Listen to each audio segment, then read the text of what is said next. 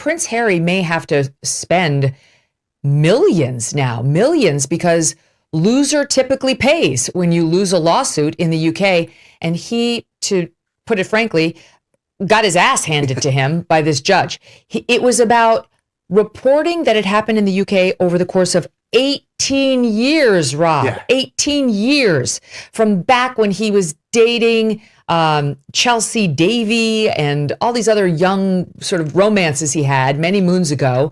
And he seems to have gone through every article ever written about his personal life and accused the journalists involved, mostly the Daily Mail, owned by Associated Newspapers, of using illegal means to get these scoops.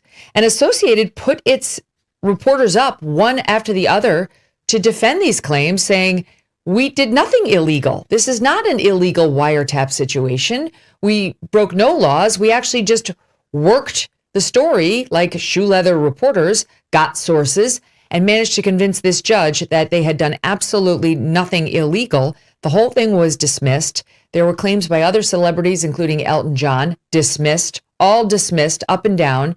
And now there's a real question about whether Harry risked too much, because if the legal bills were as substantial as they reportedly are claiming, with maybe 50 million pounds having been spent to defend these lawsuits, I think we can safely say that he does not have that to spare. So Associated Newspapers is probably going to seek this from all the defendants, like across defendants. Elizabeth Hurley was another plaintiff, some others who I don't know as well. But you tell me what you make of this resounding beating he took. First of all, it was an absolute resounding beating. It was thrown out, and the judge was almost annoyed that this had got as far as it had. People were perplexed. When Harry started this, when he went after the Daily Mail, this was for stories a long time ago. Talk about holding a grudge. Talk about not being able to move on. Him and Megyn present themselves as happier than ever, living in Montecito, and here's Harry still fighting battles from decades ago. So nobody really understood why he was doing this. I know from my sources he was advised not to do this. Any reputable lawyer that he spoke to in London would tell him this is almost impossible to prove and hence to win, and you've got to provide some proof. Harry ignored all that. I think he proved how arrogant he really is. He is still angry about a story in a newspaper from 20 years ago. And if you upset this prince, he's going to get you. Doesn't matter how long it takes. He's going to come for you. He went for the newspaper, and then he went for the individual journalists and really went after them in the most vicious way. And they all took the stand one after another. And some of them reasonably said, I don't exactly remember what happened 20 years ago, but what I do know is that if we were hacking his phone, that I would remember. And there was absolutely no evidence, a waste of time. Britain is in a very tough position at the moment. You just talked about the tragic passing of Anne. Police resources, the courts are backlogged. This was a total waste of time. And now it looks, thankfully, as if someone's going to have to pay a price, and that person's going to be Harry. But it just goes to show you, does it not, Rob, how paranoid he is. All of his problems are someone else's fault. And the media is number one on his list, who he blames for Princess Diana's death. He blames for everything bad that's ever happened to him. Of course, he blames the royal family for half of this as well. And to the point where he's filed multiple lawsuits against journalists who have far less power than he does, because unlike virtually every other public figure, including Wills and Kate, he will never take it like a man and understand that the enormous privilege of having the palaces and the crown jewels and the name and the titles and all the access that gets you does have a downside. And it allows newspapers who are very interested in you, which is also a blessing, to write things about you, and they may not always be flattering. That's exactly what it is, Megyn.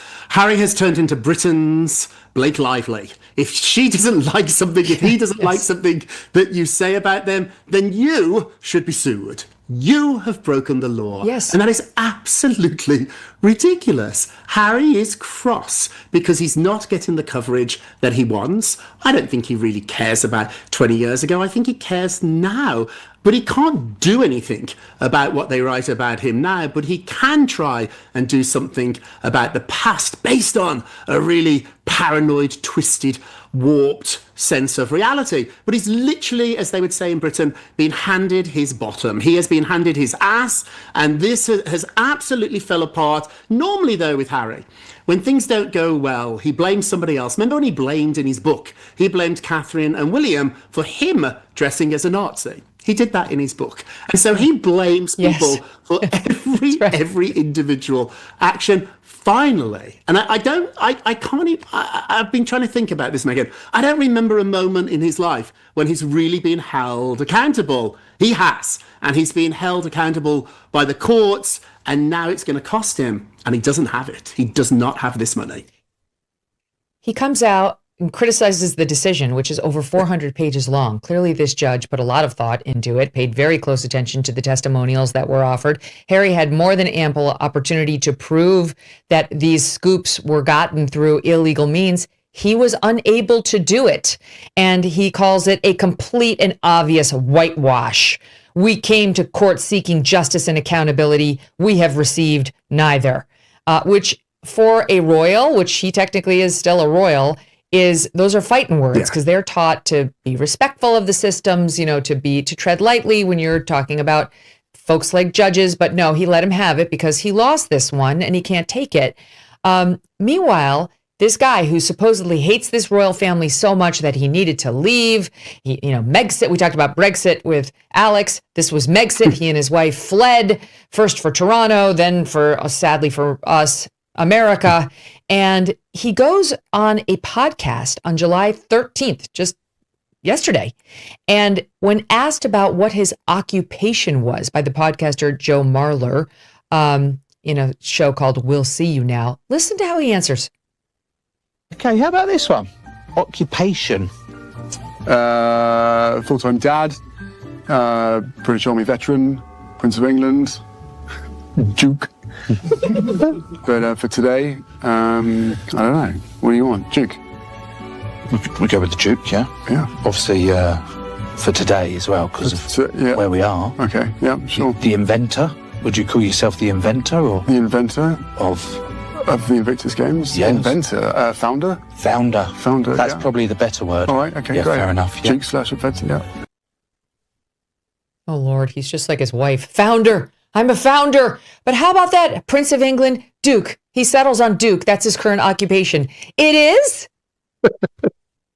He doesn't have a job. He's never had a job. He was in the army for a while. I think we have to tip our hats to that a little bit, but he did get special treatment. Let's be very clear about that too. He doesn't have a job. He doesn't know what it is to get up and work every day. He doesn't know what it is to hustle every day. He has extraordinary privilege, and it's just too bad that he's decided to squander it and to waste it. And that's what I think makes people so angry here, is that Harry is always complaining, always moaning, and you just want to shake him, because I think if any of us had 10% of what he has been given, our lives would be just so much different. And so it's so frustrating. The Brits have had it with him. I think any hope of this trip being a comeback has failed miserably, and it's his own fault. And I'm also too perplexed about why he's doing these interviews. Like, he never leaves an interview and you like him more. Even people that are friendly to Harry see the most basic questions. What do you do for a living? What do you do? And he's a Prince of England. Yeah. But it also tells you how much that actually means to him. He pretends it doesn't mean anything to him. He pretends that he doesn't care. It is in his soul. It is in every fibre of him, Megyn. He is a Prince of England, and how dare you forget it? And how dare the other royals not treat him as one? That's where all the anger comes from.